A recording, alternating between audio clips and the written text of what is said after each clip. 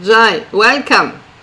Thanks for Jai Shriman Jai Narayana, Shriman Jai Jai Jagannatha. Jagannath. It's wonderful to Yeah. speak to you today, Mataji, and sending my obeisances and my best wishes to you. Okay, thanks for your affection and for your participation, for cooperating with this work that we're doing. It's Thank very you, Mataji. appreciated.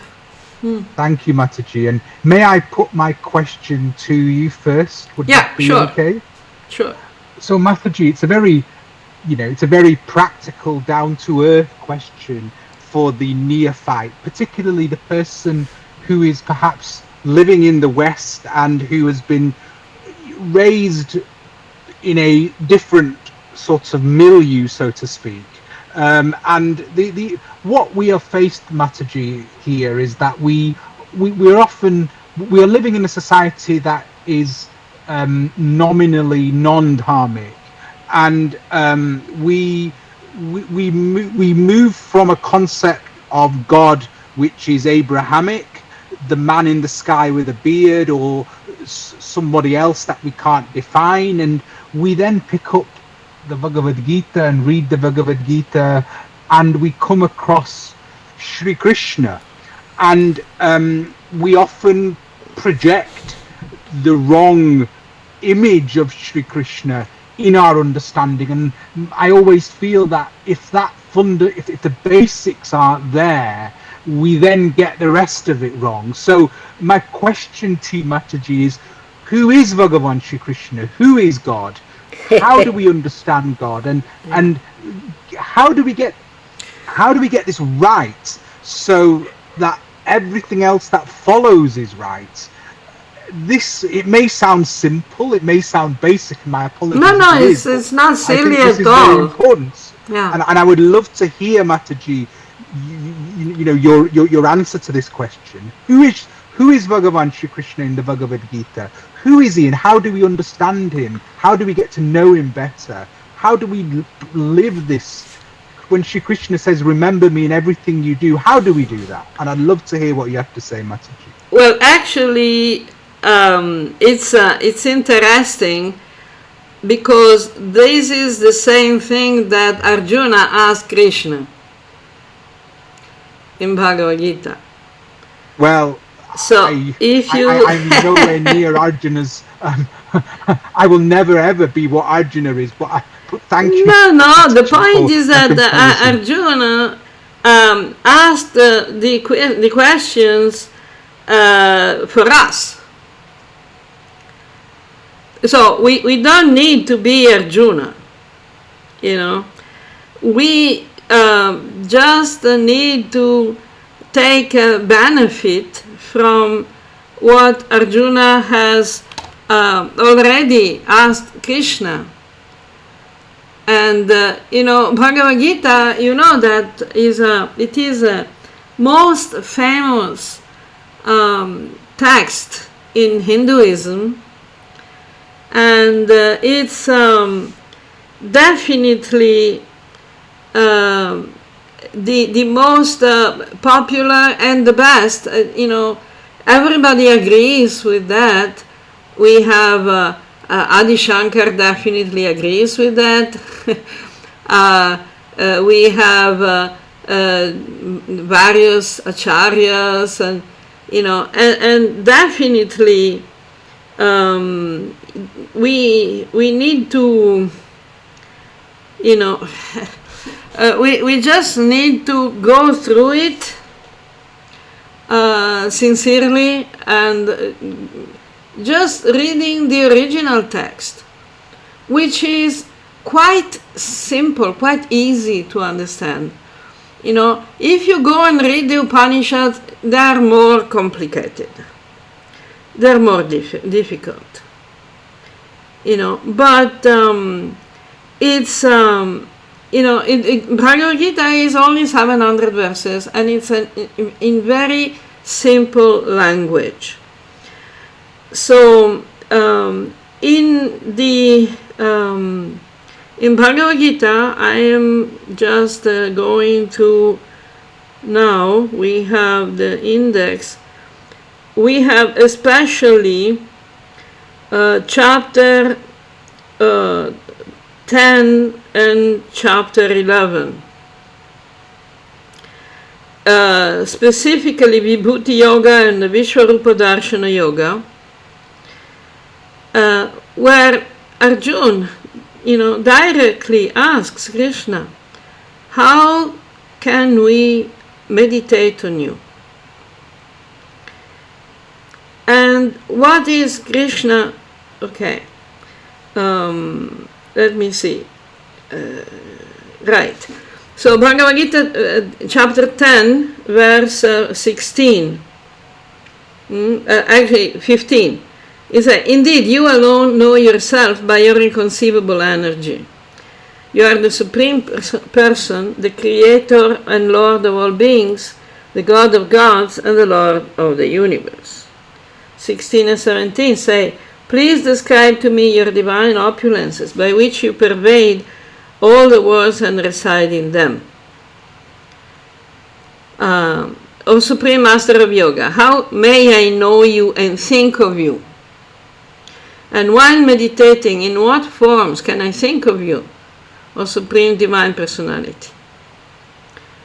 So, in chapter 10 and 11, Krishna explains,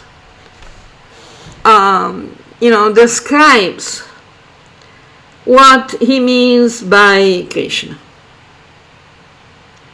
And the surprise, for people who have not read the Bhagavad Gita, the surprise is that he's not defining himself as a young Gopa, the Gopala, who takes care of the cows in Vrindavana, in Gokula, who plays with the gopis and steals the butter.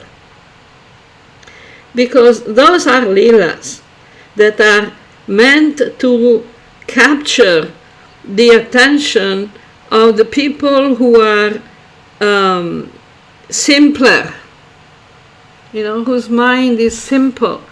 So they cannot perceive, they cannot comprehend transcendence.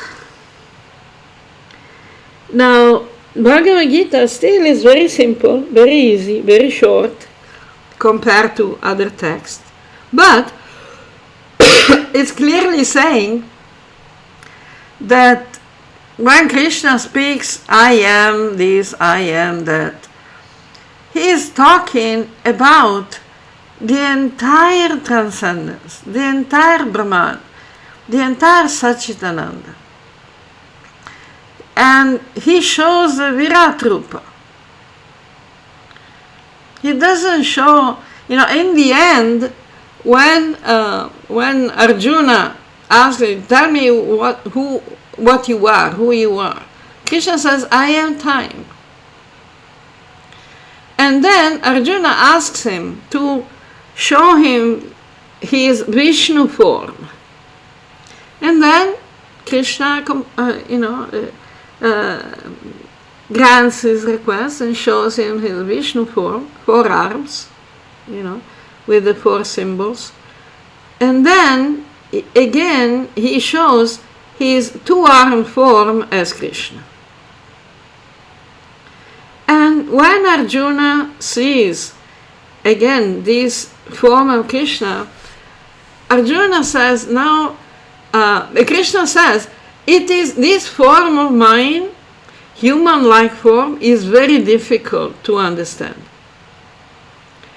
And then Arjuna says, now that I see your sweet form of Krishna, 2-armed form, that I have always considered as my friend, my relative, I'm feeling pacified, I'm feeling calmer, I'm feeling happier.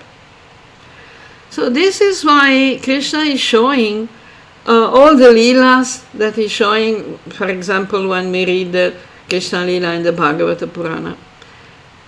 Why is he showing all these lilas? Not because we should meditate on those specific lilas to understand God.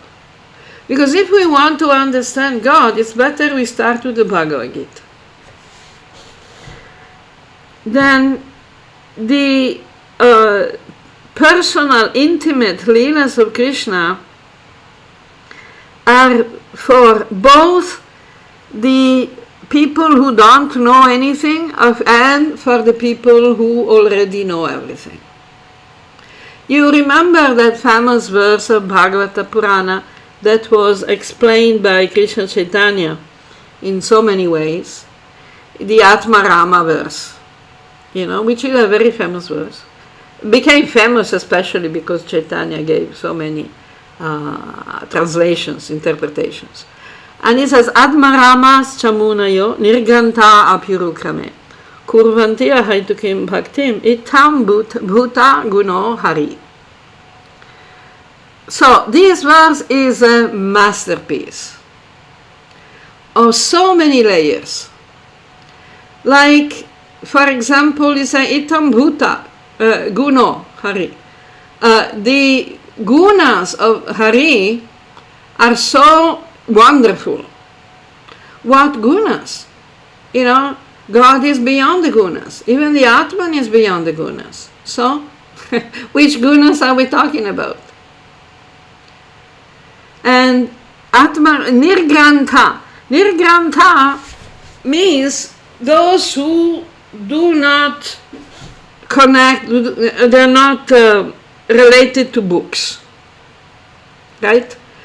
So there are two reasons why you're not reading books. One is because you cannot read. You're illiterate. And the other reason is that you have already read all the books and you already know what's written in them. You understand? Yes, Mataji. I mean, I'm just digesting everything that you've just said there. And, the average person going into quote-unquote Krishna consciousness is often, or delving into the Krishna average person needs guidance. Yes, but is often confronted with all sorts of imagery, Mataji. Imagery of obviously the two-armed form of Sri Krishna at Kurukshetra, is obviously confronted with the four-armed form. Yeah. Confronted with these beautiful images of Krishna with the gopis. But, may I be frank with you, Mataji? Yeah, of course. Wait, we had a little bit of, synthesizer. Can you repeat? Because the connection was not good, was lost. Yeah, sorry. There's often some confusion, Mataji, to the average person, who says, which form is the real Krishna? And are these forms of, are the pastimes of Krishna with the gopis, is that at the stage that I should be? The average man relates more to the battlefield form of Krishna, particularly in the Kali Yuga, where life every day feels like a battle. So, how do all these various forms fit into modern life, Mataji, and what form is appropriate? Okay, okay. There is a reason why Bhagavad Gita starts by explaining that we are souls, we are Atman, we are not the body. We need to overcome the material limitations, material identifications that, create limitations, artificial limitations to our consciousness. Because if we don't do that, we will not be able to perceive God. And the danger is to project material limitations on God. So when you say which one is the real Krishna, you are saying that Krishna is limited to one form that is based on duality.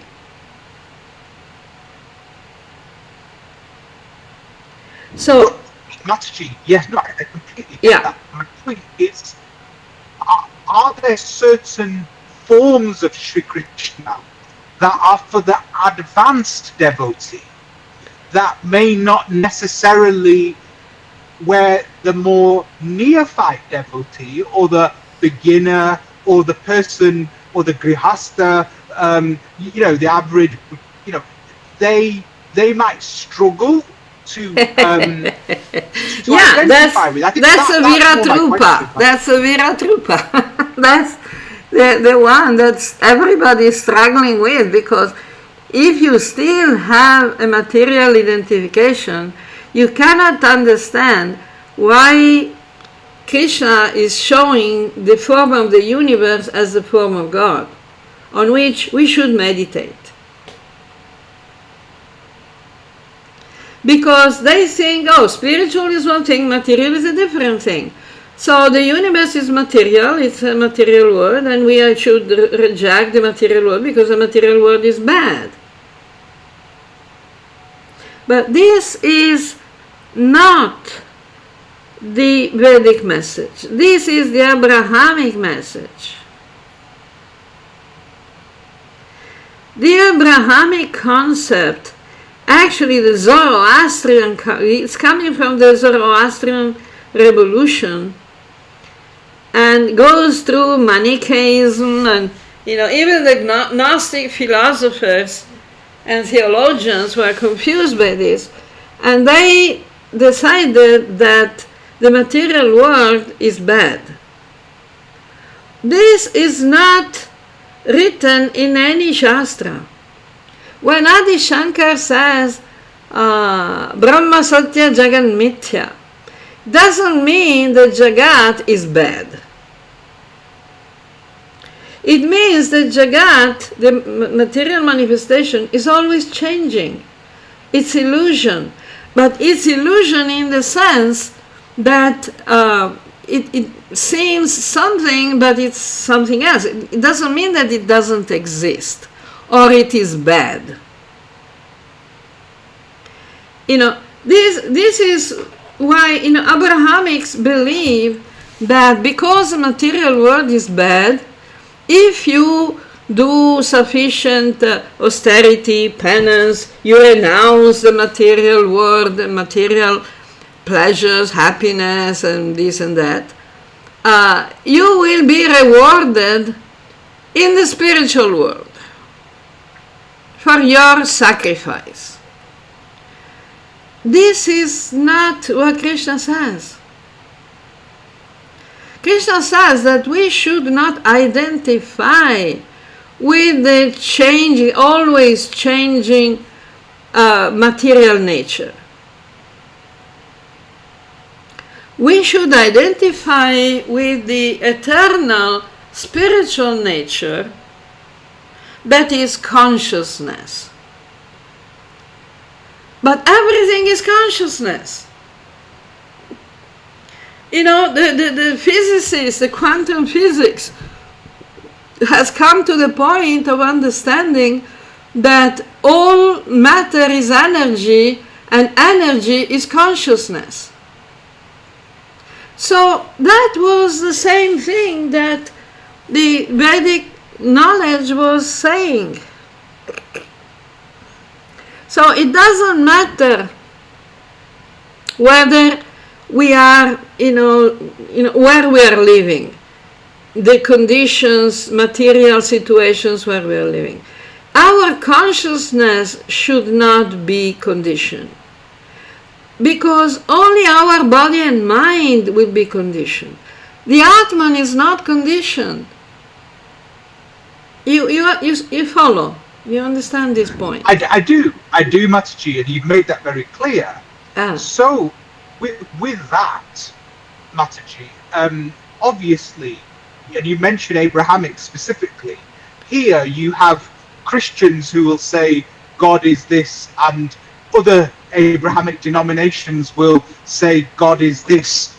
And in Sanatana Dharma, we have,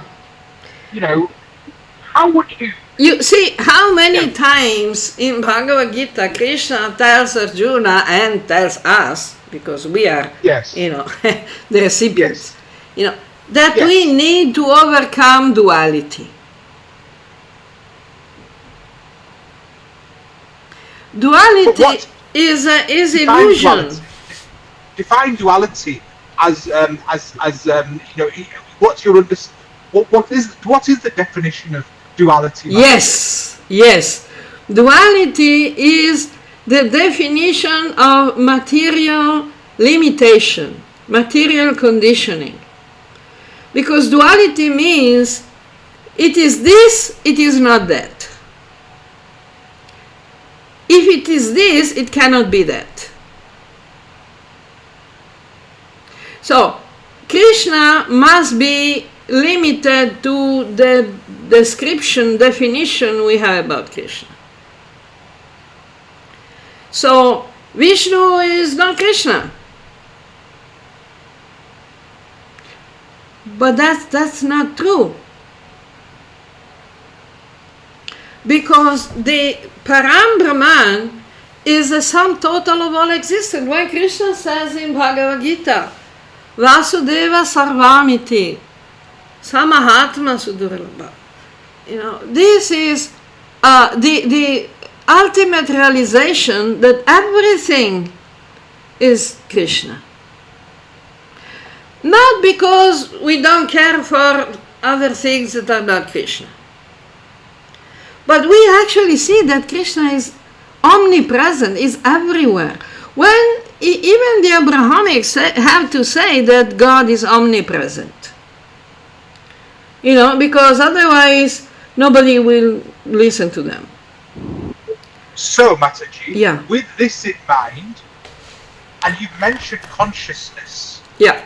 How does consciousness relate to, in Sanatana Dharma, how does consciousness relate to Sri Krishna? How should we think of God as consciousness? And how does that relate to God as a person? Again, Bhagavad Gita is saying, that when Krishna speaks and says, I am the knower of the Vedas. And Vedas is knowledge. Knowledge is consciousness. The Purusha means the perceiver, the conscious principle. So, if we understand the fact that the Purusha is consciousness, when the point is that we have to go a little deeper in the meaning of the words. Of course, if we are conditioned to think that God is limited, then we have a problem. Because we see those limitations. And there is a difference. We think there is a difference. But it's like, okay, let's say water. Okay? Molecule of water. You will find the molecule of water everywhere. Even in the air of the desert. Even in your body. Now, the general water in the atmosphere is like Brahman.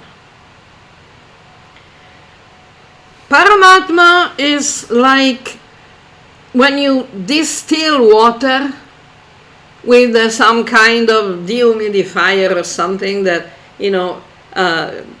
precipitates, concentrates water from the air and makes, shows it in a liquid form. Bhagavan can be compared to the ice, so it's very solid. So you can actually interact with ice better than you interact with water, in a sense, because you can move it with your hands. You cannot move water with your hands. It's not going to stay in your hands. But the ice will. So it's always molecules of water. It's nothing else. The example that is given in the Shastra is the example of the sun, Surya. The sun, you can say, this morning the sun came into my room. Well, what do you mean? You mean the light of the sun, not the actual body, celestial body, the star we call sun. Because if it entered your room, we wouldn't be talking about it. You understand? I do, Mataji. So, yeah. I think if I understand you, what you're saying is that, first of all, with the subject of duality, yes. Duality assumes that, the incorrect understanding, the Abrahamic understanding, is that everything is mutually exclusive, whereas yes. what we're saying is that isn't the case.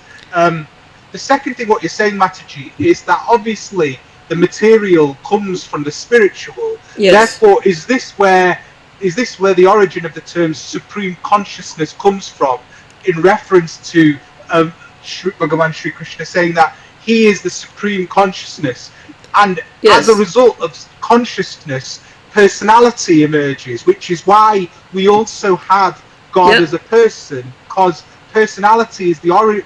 From consciousness emerges personality, and because we as Atman are in essence part and parcel of yes. that supreme consciousness, that's why we are also consciousness as in our essence. But from consciousness emerges personality. So does that relate to what we've been discussing? And is this a correct understanding of God in our tradition, Mataji? Yeah, exactly. That's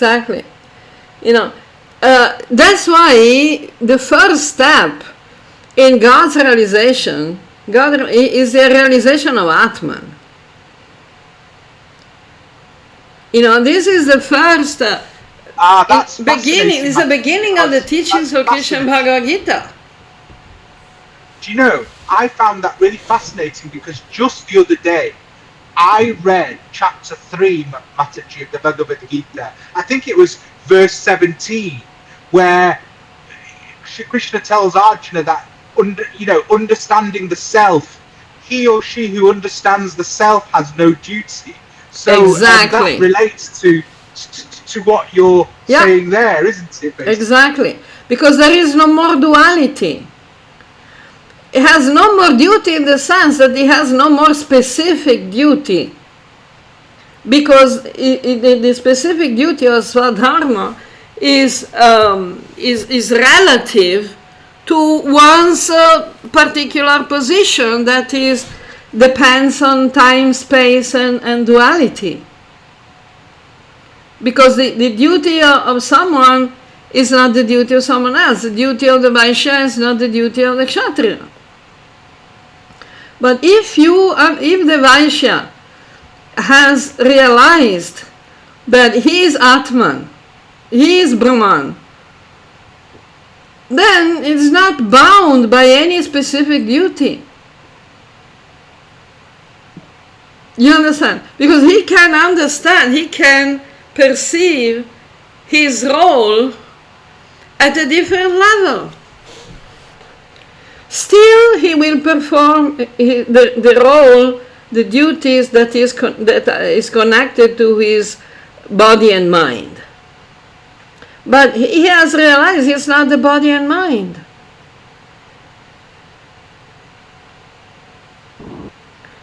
That's very, very helpful, Mataji. Good. Very, very helpful. Good. Because what you're saying, Mataji, is the first step to realizing God? Because, you know, I'm jumping in with this question saying, who is God? Who is God? But what you're saying is, what you're saying is, hold on a second, before you get to that level, Yeah. you need to sort of realize that you are Atman in essence. You need to understand what Atman is, and that's the first step.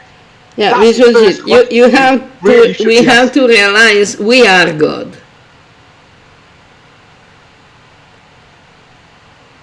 We are part of God. When we realize the Atman, we can realize Brahman.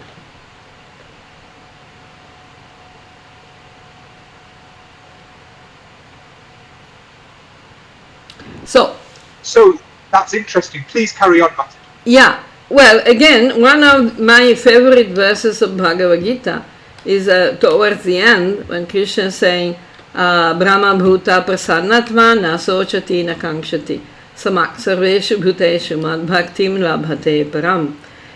There are two different levels of bhakti. One is apara bhakti and one is para bhakti. Apara bhakti means material devotion.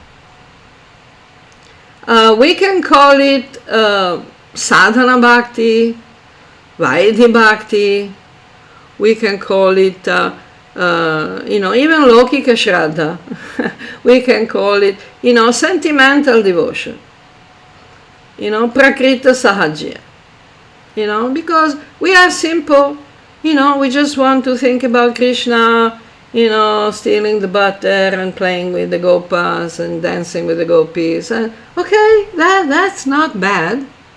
That's not something bad. But that is the limited level of the Kanishtadhikari. Now, the Kanishtadhikari is still a devotee, which is okay, but he cannot teach what he doesn't know. A Kanishtadhikari thinks that God is limited because he doesn't have the scriptural knowledge, the shastric knowledge.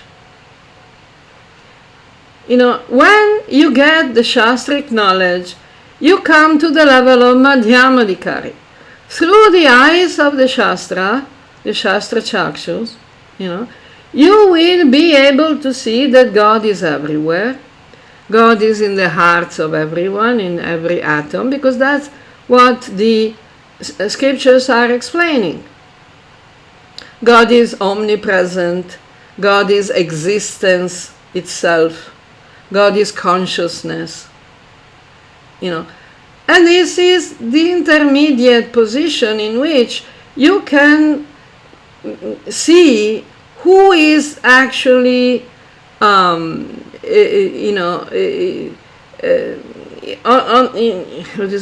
the correct realization and who is not. You can see who is still conditioned and still identified with the body and identifications, material attachments. Now you can see because you have the knowledge of the Shastra.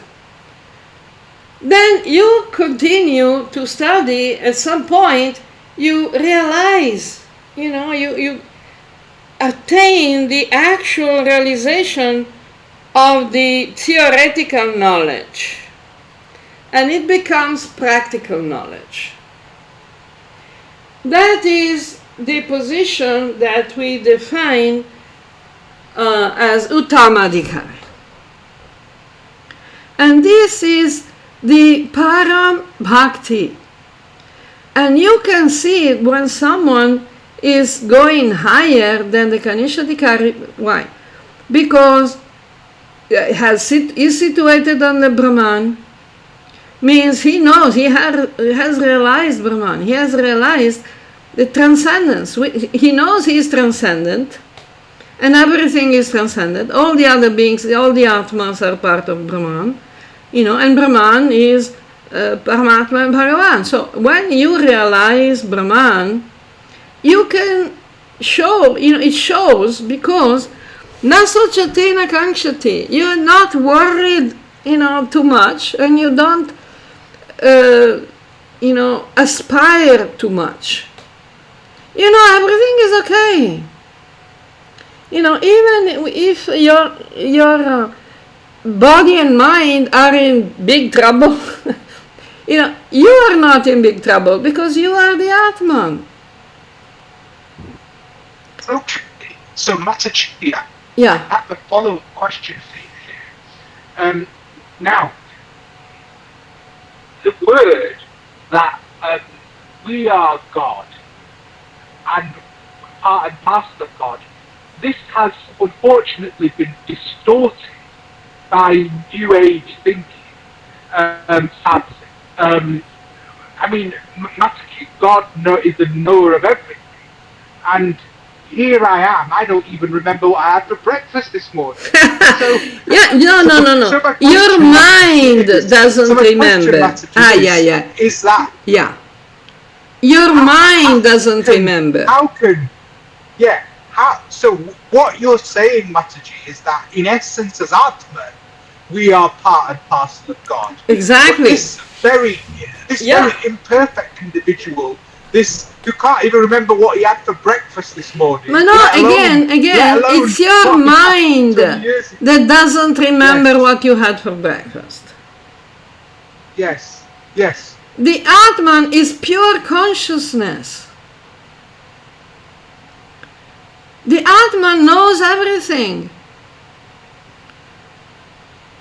Not only what you had for breakfast, but what is Brahman, what is Bhagavan, what is Purana. The Atman is Satchitananda. Right?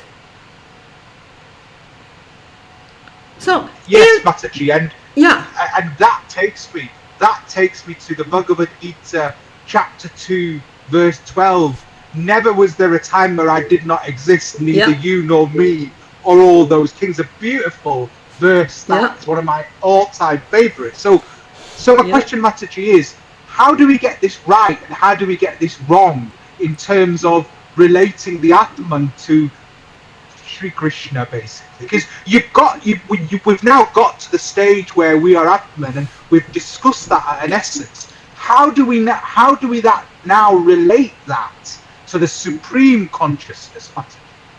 We are part of the supreme consciousness. We are like a cell in God's body. That's why Krishna is insisting on the meditation of the Virat Rupa. The Virat Rupa, the universal form, the Visva Rupa, is the form of God as a material world. So both the Atman and the matter are parts of God. The point is, when we identify with the matter and we don't have the perception of the Atman, we think we are limited. Because we identify with the body. Just imagine, you're driving and you think you are the car. So, you don't even think you can get out from the car and just walk. Because you think you are the car. So, you see, you cannot get into your house because, the car doesn't go, doesn't fit through the door. You think you are the car. Mataji, yeah. I therefore have another question for you. Sure. Which you may not be able to answer in this time frame, or it may be subject for another more detailed discussion. But for the neophyte, for the beginner, we have this concept of Vedanta. And in Vedanta, Mataji, we have these various schools, and the two ones that I was brought up with, Mataji, was the difference between what was taught by Adi Shankaracharya and what was taught by Ramanuja Acharya. And I'd like your summation of that and how this relates to. And is this a deliberately engineered conflict, or were they in fact speaking about the same It's thing? deliberately engineered to help us expand our consciousness. There are only apparent differences. Like when the Upanishad said Taddure Tadvantike. God is extremely far and extremely near. Extremely small and extremely great. These are apparent contradictions that are engineered to help us overcome duality. If we think that the perspective or darshana of Adi Shankar is different, is a different thing, is another thing from Ramanuja or any other acharya, genuine acharya. We are conditioned by duality. We need to reconcile. You heard the term reconcile? Yeah, absolutely. I know what it means materially, but what does it mean, beyond material, in Shastra terms? Well, the Shastras are not separate from, daily life. Yes. Because if we think that theory, Shastras are theory, but we have to live in practical life, then you lost the purpose of the Shastra. Okay, so with that in mind, Mataji, and you've set that beautifully, we have Adi Shankaracharya on the one hand with his beautiful sort of what he says about the difference between Atman and Brahman, what differences are, and then you have Ramanuja Acharya's point of view. But for a simpleton, Mataji, were they talking about two entirely different philosophies, or were they talking about effectively small print, Mataji? Was it? No, they're not two different philosophies. This is a Western, Abrahamic idea that you have the only real God and all the other perspectives of God are false. So in order to be faithful to your God, you have to destroy all the other gods. This is not the Vedic view. The Vedic view is like, for example, when you go and see a mountain range. Okay, so a group of your friends go around the mountain range with cameras, and take pictures of a mountain range from different perspectives. And then you get back home and you have all these different photos, and they're very different. But they're just different perspectives, it's not different objects. Completely understand that, Mataji, because obviously some people have tried to put a wedge between Advaita, as taught by Adi Shankaracharya, and Vedanta as taught by Ramanuja Acharya, with the viewpoint that, what Adi Shankaracharya taught was that the difference between the Atman and the Brahman was the illusion, the illusory aspect, whereas I'm sorry. I don't think that Adi Shankara said that. No, absolutely not. This is why I've come. This is why. Okay. What people may say if they don't understand what Adi Shankara said. Okay. Because Adi Shankara said, like the Upanishads say, that Atman and Brahman are non-different. The only difference is the quantity. Like Krishna says, I am in all beings are in me, but at the same time, I'm not in all beings, because it's that's why the Chaitanya was calling Achintya Bheda Abheda, because intellectually it's difficult to understand. But if we go beyond the limits, the walls, the restrictions of duality, then we get a multidimensional picture. So we see at the same time we are Brahman, but we are not the total Brahman individually, because Brahman is not divisible. Brahman is not divided. So when we say we are Brahman, you cannot think that the we or I is separate from the Brahman, from other Brahmans, or is the only Brahman and everybody has to come to us. No, we are Brahman in the sense that everything is Brahman. And the same, Tattvam Asi, you are that. What, you are that what? It's not that you are Krishna Bhagavan personally. You are not the source, The water is water, in the ocean and at the source, but it's always water. But it is a different position, it's a different quantity. The water in your cup, in your glass, is the same water of the Ganga, but it's not the whole Ganga. You understand? Mataji, I do indeed. What a wonderful explanation. And therefore, could I then ask you, what did Ramanuja say that was different?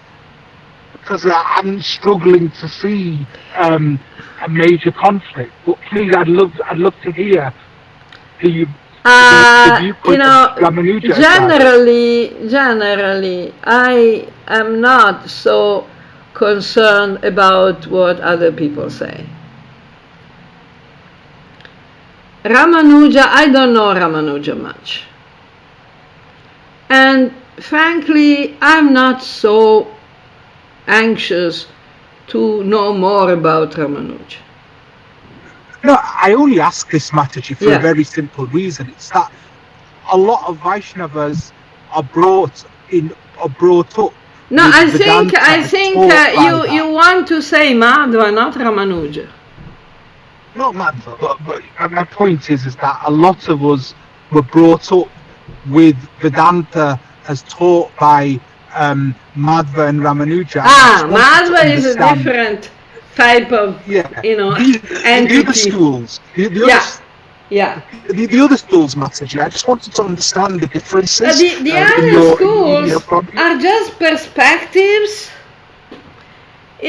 so if you can go to the mountain range personally, Krishna in Gita is saying, once you have attained the realization, everything that you have heard and you will hear will be, not so relevant.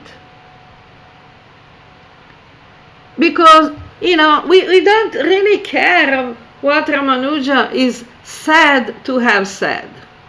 Because to really know Ramanuja, we should read his direct writings. Not just rely on the presentations that other people do about what Ramanuja said. Because they might have gotten it wrong. Thank you, and this is really helpful because we are sometimes led to believe that this should be a matter of debate, Advaita versus non-Advaita, etc. And this has been very helpful. Again, I'm a learner, so I'm here to sort of understand the true perspective of this. Because, even if we get into philosophical debate, which is good, but we should, base our debate not on what our guru said, or what our, acharya or whatever. But we should base the debate on the Shastra, Shastra Praman. Then, if we want to, see the Shastra through the perspective of some acharya that we like, we have chosen or whatever. But that's only the perspective. That's not the original Shastra. There's a big difference there. Shruti, Smriti, Kavya, Bhashya, they're all different concentrations of knowledge and understanding. We should go to the source. We should go to the Shruti. Bhagavad Gita is so easy, so simple. Then let the different acharyas elaborate according to their context, Desha Kalapatra. But the Desha Kalapatra of Ramanuja is not the Desha Kalapatra of today. Not even Adi Shankar Desha Kalapatra is the Desha Kalapatra of today.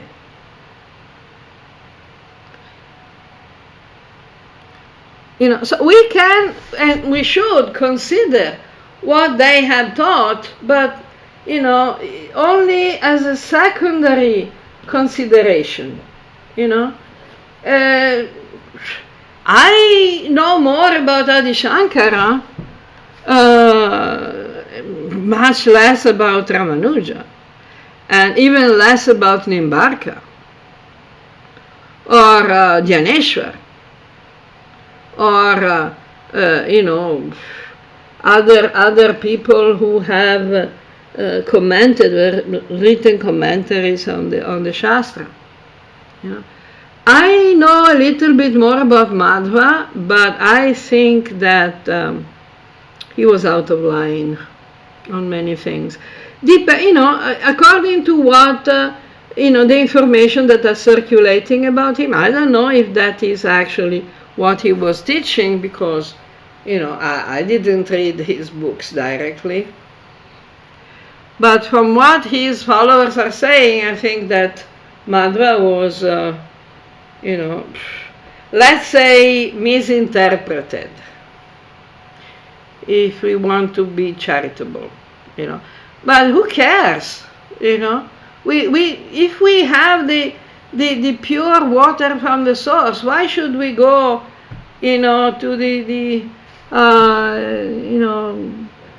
canals, the various, things are going up and down, and all the pots and stuff, okay, yeah, well, there will be water. I think this is really helpful, Mataji, because what you're telling the beginners like myself are that, look, don't start getting into all these, yes, the differences between all the philosophies. Go to the Bhagavad Gita, yep, understand the Bhagavad Gita, see the words of Shri Krishna, and it will all fit into place. That's what you're saying. This is all minutia here. Exactly, it's a secondary applications. Like I make the example of the baby and the bath water. The bath water. I make the example of the little pajama that you put on the baby. Yes, indeed. Because indeed. You can change the pajamas. It's okay. It's normal. Indeed. But the baby... And Mataji, I think that's very incredibly helpful, because there's a tendency for the neophyte to then go into one of these schools, and then there's they said... Yeah, they get confused, they get sectarian. They said something different about the atman-brahman. Then it's not... Then they're out of line, because... the Shastras are the Shastras. What they're talking about, if it contradicts the Shastras, then it's ignorance, misconceptions, confusion. Very good. Maybe not, from the acharyas themselves, maybe from the people who tell you what the acharyas said. Very good. And Yeah. Yes. Yes. Good. Yes. I'm I happy it understand. helps. Mataji, thank you for clarifying that, and I'd also like to thank you for this wonderful discussion. It's been a wonderful discussion today, Mataji, and I'd like to first of all thank you for really having this discussion, which really started with a very crude question, and your points have been very, very succinct, yet at the same time really helped Excellent. Let's do it again. in bringing my understanding forward. Yeah. So I'd just like to sort of show my appreciation. I think we've covered some very, very we will, and I think we've covered some very important points. Points. Yeah. Yeah, and then, whatever form of Krishna you are most attracted to, whatever form of Vishnu, whatever form of Bhagavan, Ishvara you are attracted to, that's the best form for you. Okay, one sec.